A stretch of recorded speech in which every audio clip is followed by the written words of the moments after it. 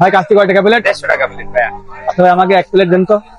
হ্যাঁ হ্যালো, কি হলো? হ্যাঁ দাঁড়া, আমি চলে আইছি। আচ্ছা বয়।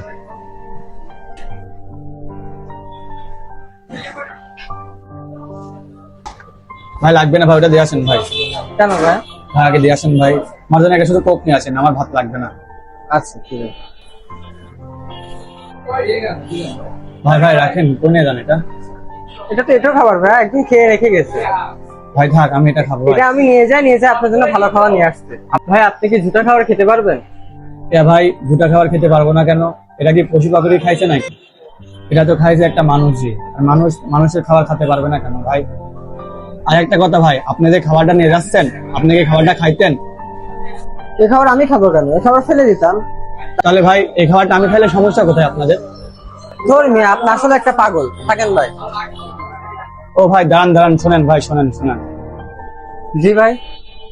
ভাই আপনারা যদি এই খাবারটা ফেলাই দিতেন, আপনাদের অভিশাপ লাগতো খাবারের প্রতি, এবং যে বেচারা না খেয়ে রেখে গেছে তারও অভিশাপ লাগতো। কিভাবে ভাই? ভাই ঢোকার সময় আপনাকে আমি দাম জিজ্ঞাসা করলাম না কাচ্চির দাম কত, আপনার ম্যানেজার বললো 150 টাকা। আমি যদি এই কাচ্চির ওটা খাইতাম, আমাকে 150 টাকা বিল দেওয়া লাগতো, আমার কাছে আর বাসায় যাওয়ার টাকা থাকতো না। কিন্তু আমি যখন এখানে বসে খাওয়ার জন্য, তখন দেখি লোকটা অর্ধেক খেয়ে চলে গেল। তাই আমি ভাবলাম এটাই খাই, আমার টাকাটাও আসবে, খাবারটাও নষ্ট হবে। এখন কিন্তু আর অভিশাপ দেবে না ভাই, কারণ খাবারটা আমি এখন খেয়ে নিচ্ছি।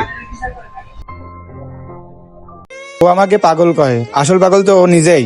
ভালো খাবার তো সবাই খেতে চায়, কিন্তু অর্থের অভাবে কারো সাধ্য হয় না। যারা খাবার অপচয় করেন তাদের উদ্দেশ্যে একটি কথা বলতে চাই, আপনার খাবার অপচয় না করে গরিব দুঃখী বা পথশিশুদের মাঝে বিলিয়ে দিন।